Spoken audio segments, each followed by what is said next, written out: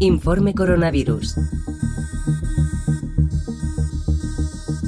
Bienvenidos a un nuevo episodio de Informe Coronavirus, el podcast de la cadena SER que te mantiene al día de las últimas noticias sobre el coronavirus. Jueves 7 de mayo, ligero descenso de fallecidos y ascenso de contagiados con relación al día de ayer, mientras nos acercamos al momento de la fase 1 que relajará a partir del lunes en algunas regiones o territorios las actuales medidas de confinamiento. En el Ministerio de Sanidad están elaborando esas listas. Porque la vuelta a la normalidad o a algo parecido a la normalidad que teníamos no será sencillo y precisará de mucha disciplina social para no desandar el camino. Jacobo Mendioroz, epidemiólogo de atención primaria del Instituto Catalán de Salud, le ha contado a Pepa Bueno en Hora 25 que en plena desescalada asimétrica por fases y zonas, cuando empiecen los movimientos, si un portador visita una zona con poca inmunidad, podría producir consecuencias nefastas. Jacobo Mendioroz es epidemiólogo de atención primaria en el Instituto de Salud Catalán. Muy buenas noches, bona nit. Hola, muy buenas noches. Parece claro que a partir del lunes, a la espera de lo que decida el Ministerio, pero que a partir del lunes nos podemos encontrar con territorios en una fase, territorios en otros. ¿Cómo gestionar esa simetría para que unos no representen un peligro para los otros? Es una situación un poco compleja. Digamos, por hacer un símil, sería como lo que suele pasar en un centro hospitalario. Hay zonas contaminadas, zonas no contaminadas, y digamos que poner una norma general que se hiciera para todos haría que todos tendrían que esperar, y se tiene que ir intentando limpiar determinadas zonas, que no haya contaminación y que por tanto queden dentro de una zona hasta que se abra la zona anexa donde ya pueden pasar hasta y al final, bueno, pues se abra por completo el territorio, ¿no? Pero ese galimatías de movimiento es muy importante que se cumpla, claro. Sí, claro que es muy importante que se cumpla. Uno de los problemas más importantes que podemos tener es precisamente a que estas zonas que han hecho un buen confinamiento y en que han tenido pocos casos, que llegue algún portador y declare otra vez un brote en una zona donde en principio, si han tenido pocos infectados, no debería haber mucha inmunidad y por lo tanto se podría extender rápidamente y producir consecuencias nefastas.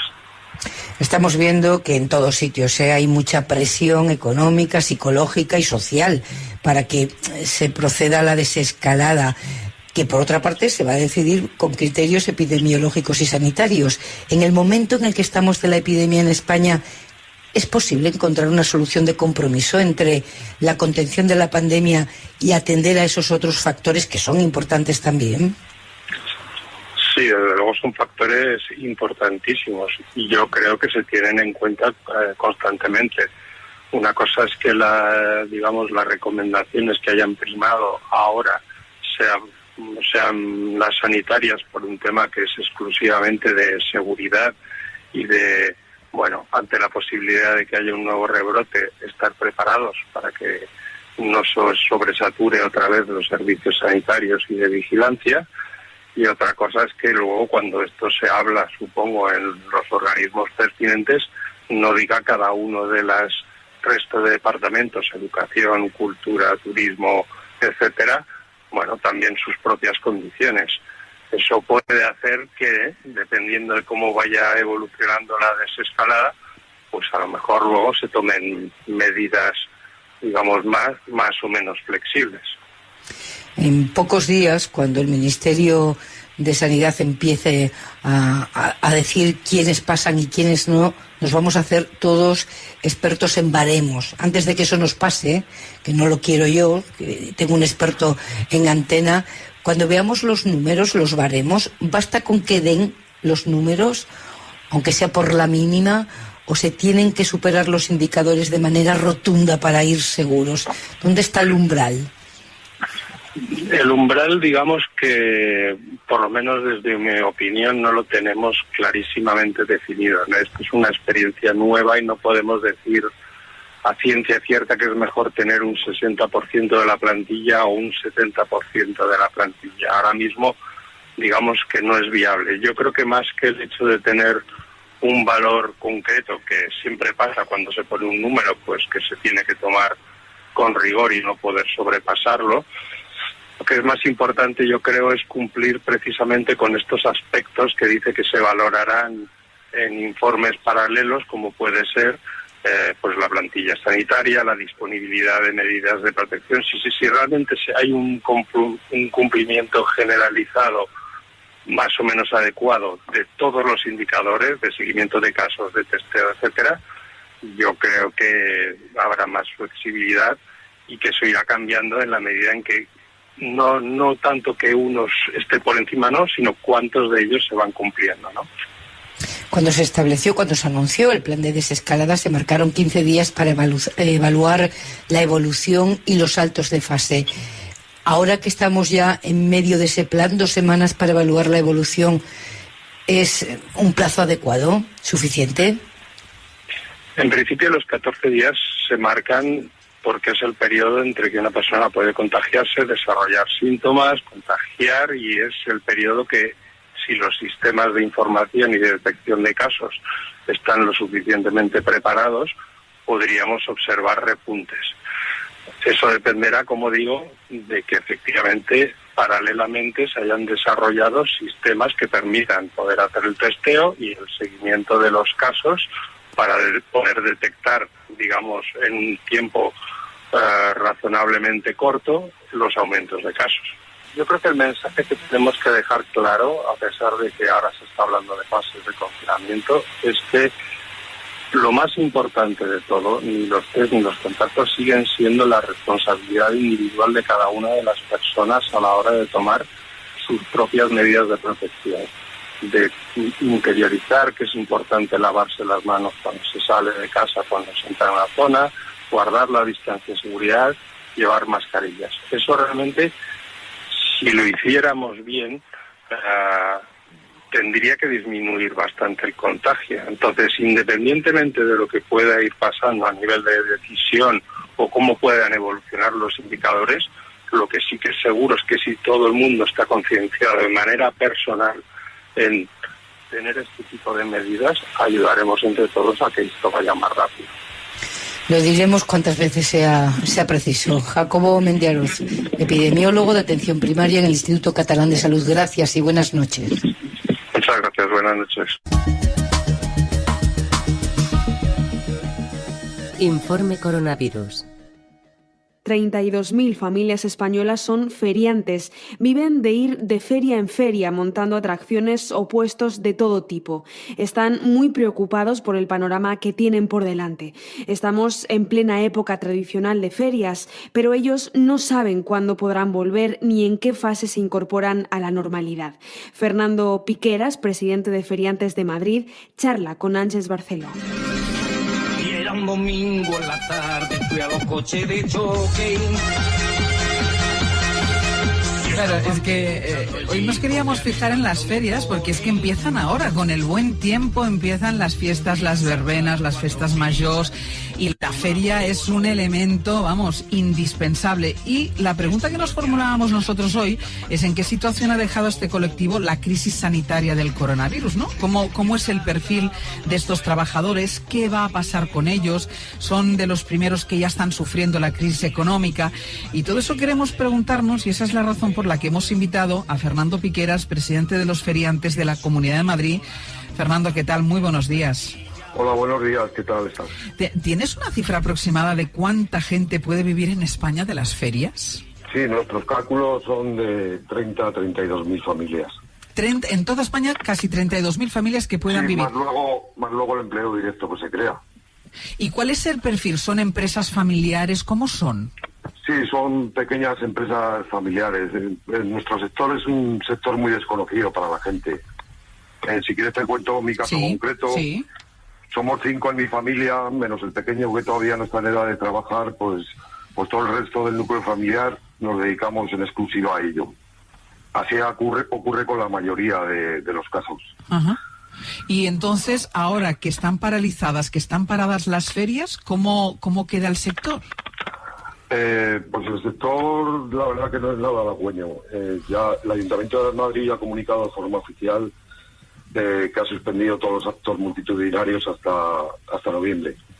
Con lo cual, nosotros venimos de estar parados del mes de octubre del año pasado. Bueno, podemos montar en Navidades alguna pequeña feria, pero bueno, por norma general, en octubre del año pasado acabamos. Entonces, supuestamente hasta abril del año que viene no empezaríamos, porque no aparecemos en ningún plan de desescalada. Claro, eso le iba a preguntar, en las fases estas que vamos conociendo de cosas, de actividades que se pueden ir retomando, ¿las ferias aparecen? No estamos en ninguna fase. Supuestamente entraríamos en la fase 3, pero sinceramente nadie nos ha dicho nada. Y bueno, queremos que se nos incluya en alguna fase, porque al final es lo que necesitamos. Necesitamos trabajar para mantener a nuestras familias. ¿Se sienten olvidados por la administración? Bueno, sabemos que siempre hemos sufrido muchas las crisis y siempre las hemos superado de forma individual.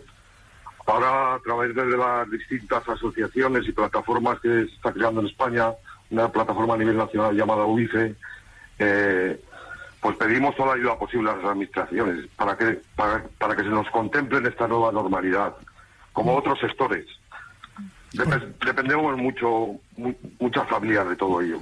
Porque además no hay alternativa. Otros sectores pues pueden hacerlo pues online, desde casa, reciclarse. Claro. Esto es, o hay feria o no hay alternativa. Claro, ustedes tienen que estar ahí físicamente. Claro, necesitamos alguna respuesta de alguien, nos tienen que ayudar, necesitamos mucha ayuda, muchísima ayuda. Ya te digo que nunca la hemos solicitado, nunca hemos hecho ruido, siempre hemos superado las crisis de forma individual, pero sinceramente esta crisis nos está afectando muchísimo, muchísimo. ¿Puede haber sido un problema para ustedes? Usted me estaba diciendo ahora el hecho de que se han creado ahora plataformas, el que no estén representados por una gran asociación nacional de feriantes, es decir, que no tengan una voz que les una a todos y que pueda estar al frente. Sí, bueno, si algo bueno se puede sacar de todo esto es que se está creando y estamos trabajando en ello. Hay 46 asociaciones trabajando en una plataforma que se llama UIFE.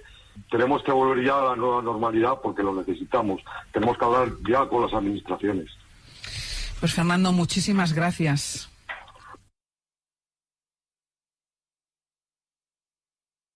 La entrevista confinada de Ángels este jueves ha sido al cantante Alejandro Sanz, uno de nuestros artistas más reconocidos internacionalmente, que durante años nos ha regalado algunas de las canciones que forman parte de la banda sonora de nuestras vidas y que se ha emocionado al escuchar el sonido de sus conciertos en aquellos tiempos sin COVID, cuando la música no venía encapsulada en una pantalla. Con inmensa alegría le entrego este reconocimiento a la persona del año 2017, mi amigo Alejandro Sanz. Sabemos de su capacidad de persuasión para insistir en ello. Un Grammy es para Alejandro Sanz con Camila Cabello. Sabemos de lo que puede llegar a hacer cuando se encuentra por ahí con algún amigo. No llores así, no pierdas la esperanza, sé que llegará, llegará. O cuando se encuentra con alguna amiga. Estoy buscando ese momento de música que cuando llega me llena con su sentimiento vida llena. O cuando simplemente sale a dar una vuelta y se encuentra con miles de desconocidos.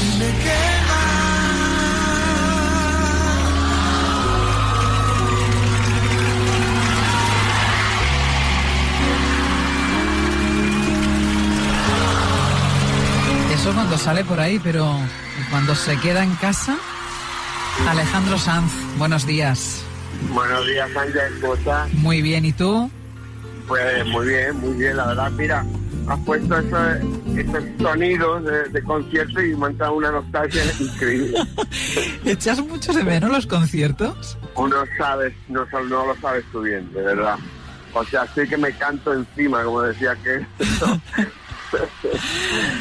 Tengo muchas ganas de volver a encontrarte con la gente, porque ¿cómo es Alejandro Sanz cuando está en casa, solo en casa? Bueno, yo creo, no sé, yo no quiero hablar mal de mí, pero yo creo que soy un poco insoportable, ¿no? Porque realmente mi hábitat es el escenario. O sea, no quiero decir que solo puedo vivir en el escenario, pero sí necesito estar entre concierto y concierto, no sé si me explico. Sí. O sea, para mí mi vida habitual es moverme y es, bueno, llegar a casa y encontrarme en mi hogar y todo, pero por supuesto tener al día siguiente o dentro de 2 días un concierto al que ir, ¿no? Claro, y además, Alejandro, viajando mucho, yo no sé si habías estado tanto tiempo parado en un sitio.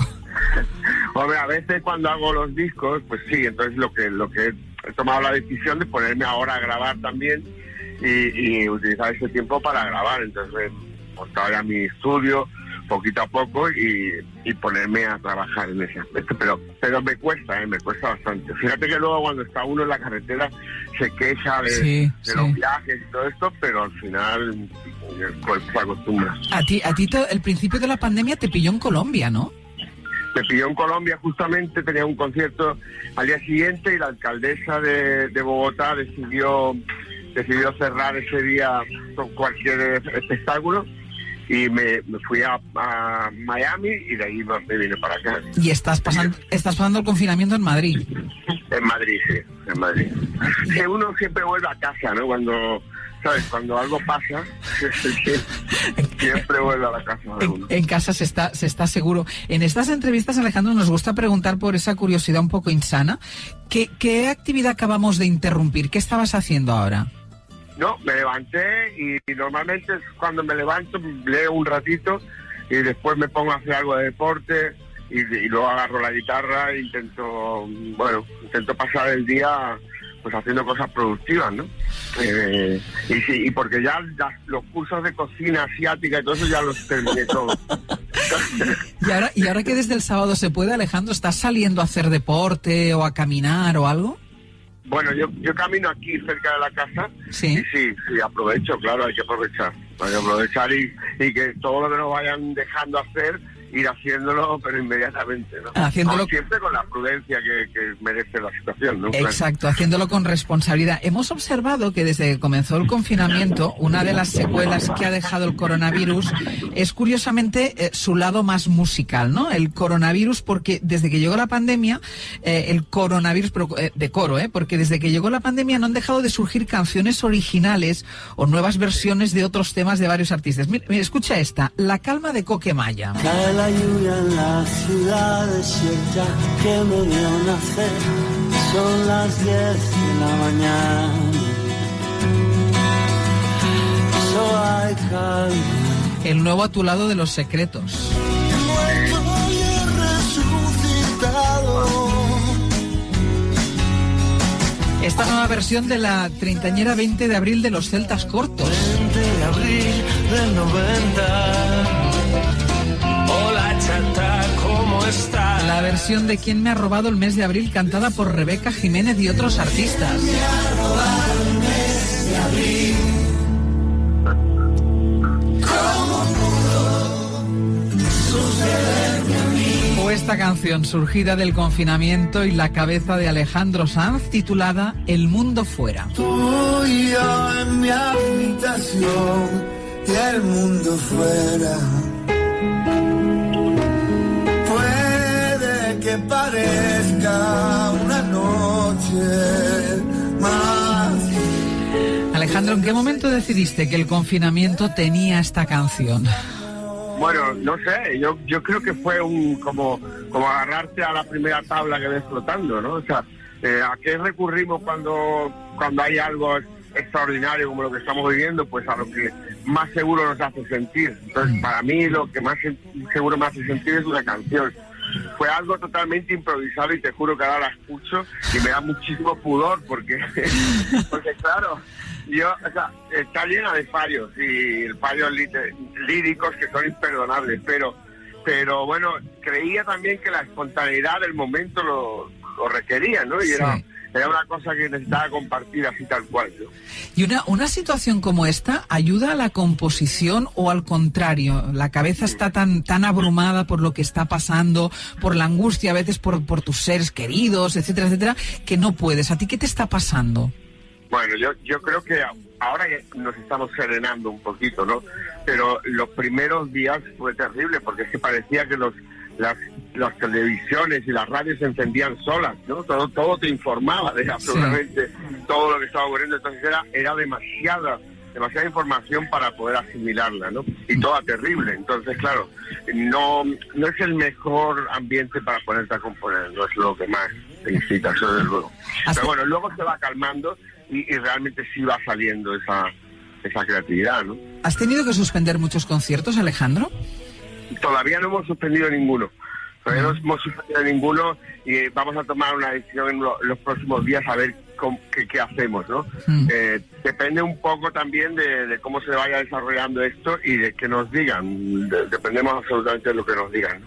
Este martes el gobierno anunciaba ayuda en millones de euros para el sector de la cultura. ¿Te preocupa la situación en la que quedan miles de personas que viven de la música? Me preocupa muchísimo, claro. Como a todos los sectores, pero yo creo que, claro, el sector de la cultura casi siempre somos los últimos, ¿no?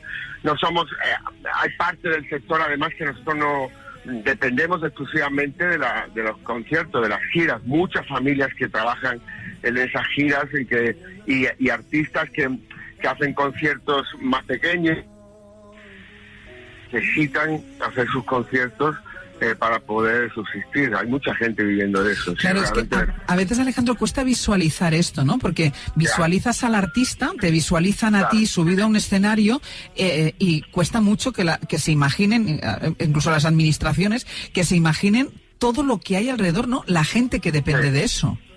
Sí, totalmente. Yo siempre lo digo, olvídense de mí, olvídense de los artistas que subimos ahí y piensen en el señor que saca el micrófono o en los que están en la mesa de sonido o el que está montando y cargando y descargando los camiones. Piensen en toda esa gente que realmente son los que más van a sufrir en esta situación, claro. Mira, tu implicación en el confinamiento no solo se queda en una canción como la que ahora escuchábamos, porque tú a través de tu Instagram has pedido a la gente que envíen situaciones cotidianas de ese momento para poder hacer después un documental, una especie de retrato de lo que hemos vivido, titulado también como la canción, ¿no? El mundo fuera. Y te han llegado testimonios como estos. No quiero más deberes porque no quiero, porque es que ya he parado de deberes, que no quiero, ya está. ¿Por qué no quieres, cariño? Pues porque es que no me da la vida. Ya lo sé. ¿Te sorprende lo que te está llegando al Instagram? No, hay muchas cosas que son increíbles. Hay muchas situaciones que ya verás. Mira, ¿sabes lo que pasa? Que me gustaba la idea, porque mucha gente me hablaba de que estaban haciendo su especie de diario de cuarentena, su cuaderno de bitácora de este viaje raro que estamos haciendo. Entonces me parecía que era muy interesante pedirle a la gente que nos contara cómo había sido esto, ¿no? Y que al final ese diario de cuarentena esté contado por los verdaderos protagonistas de todo esto, que somos todos, sí, ¿no? Y no por una voz que quiera contar una cosa, sino por muchas diferentes. Entonces nos han llegado historias muy bonitas, historias emocionantes, historias divertidas, pues lo que ha sido el confinamiento, ¿no? La vida en sí misma, pero también hemos descubierto eso, ¿no? Lo importante que es la música para nuestras vidas. No creíamos que fuera tan importante, ¿no? La música y la cultura en general, ¿no? El cine, la literatura, todo, ¿no? Nos ha llenado nuestra ansiedad más profunda, la ha llenado de esta primavera que nos han quitado, ¿no? Mira, te voy a proponer los últimos minutos de esta conversación, Alejandro, un juego, porque siempre terminamos con un juego. Yo te voy a leer varias frases literales de varias canciones y tú me vas a decir si te parece verdad, primero, si te identificas con lo que dice esas frases que yo te voy a decir, y luego me vas a tener que decir si la frase de esa es de una canción tuya o no, ¿vale? Venga, la primera: a partir de mañana debería aceptar que no soy el más fuerte, que no tengo valor ni pudor de ocultar mis más hondas heridas. ¿Tú te identificas con esta frase? Bueno, no tiene por qué ser a partir de mañana. Podemos empezar hoy. Podemos empezar ahora mismo. ¿Y esto pertenece a alguna de tus canciones? No, yo creo que no. A partir de mañana debería aceptar que no soy el más fuerte. No era tuya, Alberto Cortés. Iba a ver si te pillaba. Alberto Cortés, que le conocí en Argentina, un tipazo, por cierto. Maravilloso, y además esa especie de voz que tiene, que bueno. Segunda frase: amar en soledad es como un pozo sin fondo donde no existe ni Dios. ¿Te identificas? Pues sí. Mucho, estoy muy de acuerdo con ese señor que ha escrito eso. Creo que está muy acertado lo que dice. Dirías entonces que esa es una frase de una canción tuya, ¿no? Sí. A ver. Amar en soledad es como un pozo sin fondo donde no existe ni Dios. Tercera, la libertad consiste en no renunciar a entregarte más. Totalmente de acuerdo. Qué maravilla, cómo hay gente que escribe por ahí también, ¿no? Qué poeta, ¿no? Qué poeta. Eso consiste la libertad, no renunciar a entregar. Y la última: y aunque todo el mundo sepa cómo se llama mi amor no tiene nombre porque así lo quiero yo. ¿Qué me dices? Bueno, es un poco trágica, la verdad, pero bueno. Podríamos estar de acuerdo, ¿vale? Pero no es tuya, esta no es tuya. No, pero esta no es tuya.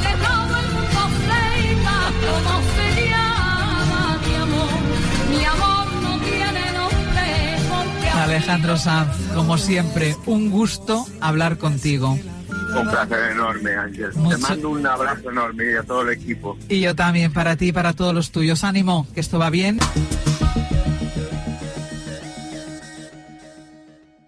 Y si el consumo de música en la red se ha disparado, al ser Internet la única ventana a la que poder asomarse los artistas en estos momentos, algo parecido ha ocurrido con el podcast, cuyo consumo está especialmente indicado en momentos como este de confinamiento.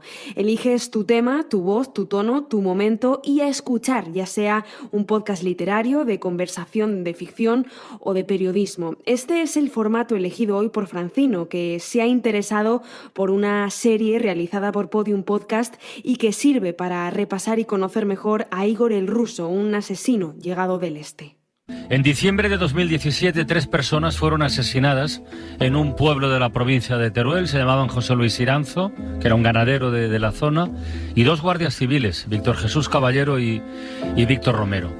El asesino huyó. Se busca a una persona que ha huido después de asesinar a 2 guardias civiles en el Ventorrillo, Albalate del Arzobispo, Teruel. Esta persona resultó ser uno de los criminales más buscados de Europa, Norbert Feger. Seguramente le suene más por su apodo, que es Igor el Ruso. 9 horas después finalmente fue detenido. Pero hay muchas preguntas. ¿Cómo llegó a España? ¿Por qué Teruel? Y sobre todo, ¿quién es este tipo, este Igor el Ruso? A estas preguntas intenta responder la periodista Patricia Peiró en el podcast Igor el Ruso, cuyos 5 capítulos se pueden escuchar ya completos en la plataforma Podium Podcast.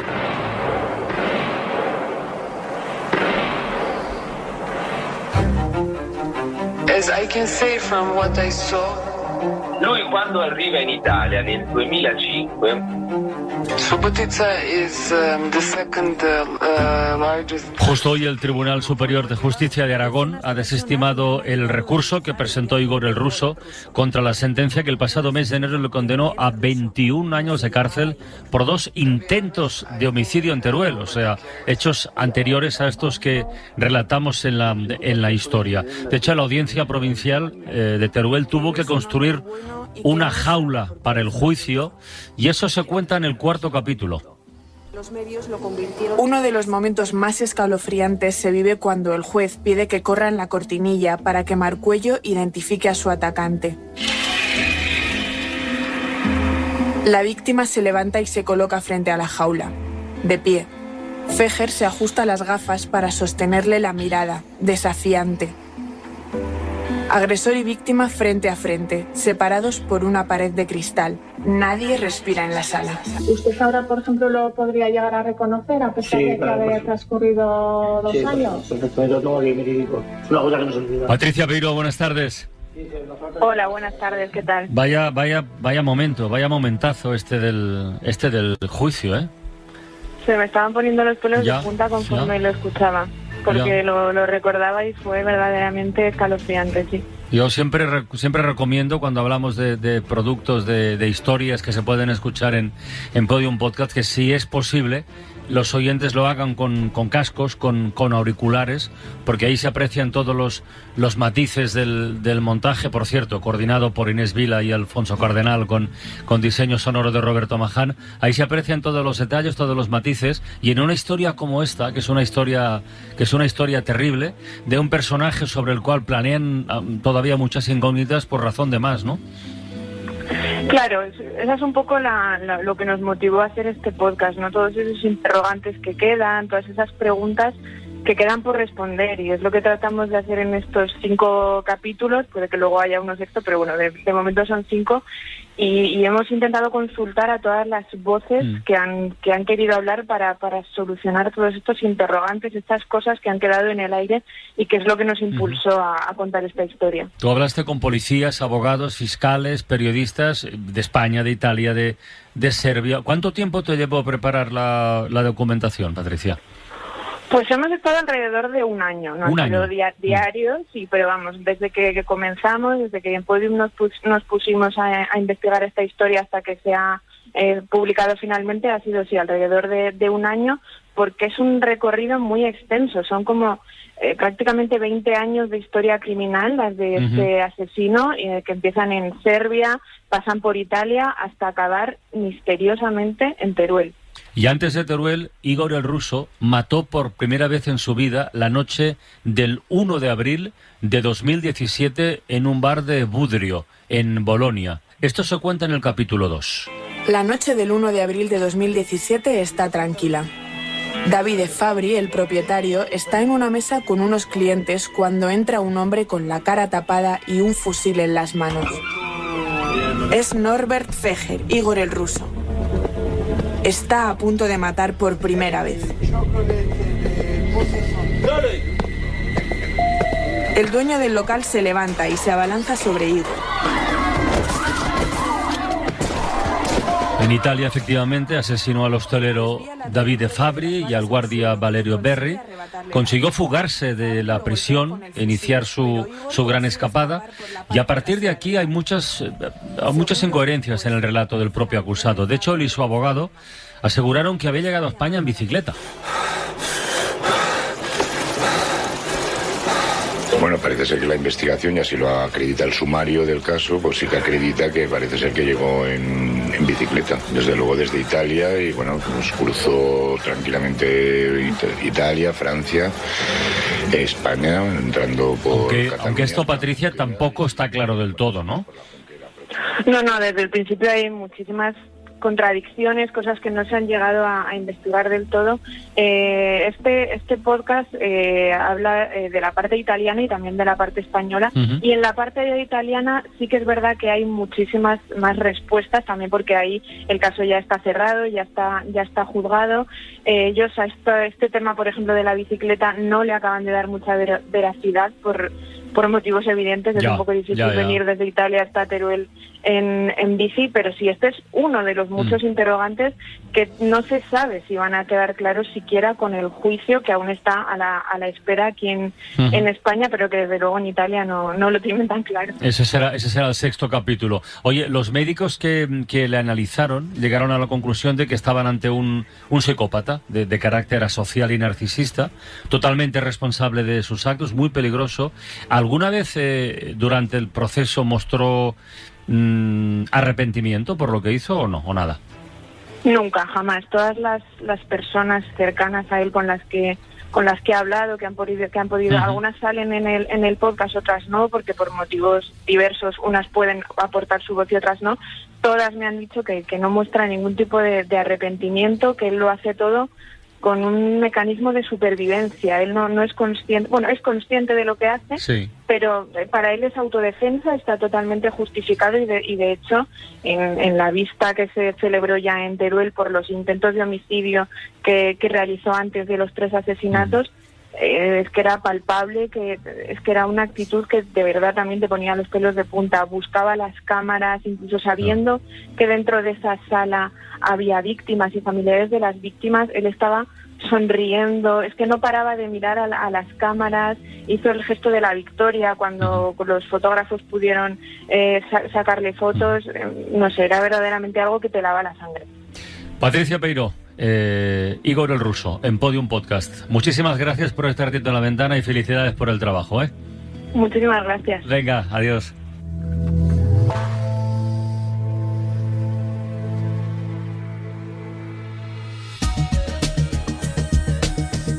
Has escuchado Informe Coronavirus, un podcast de Cadena SER.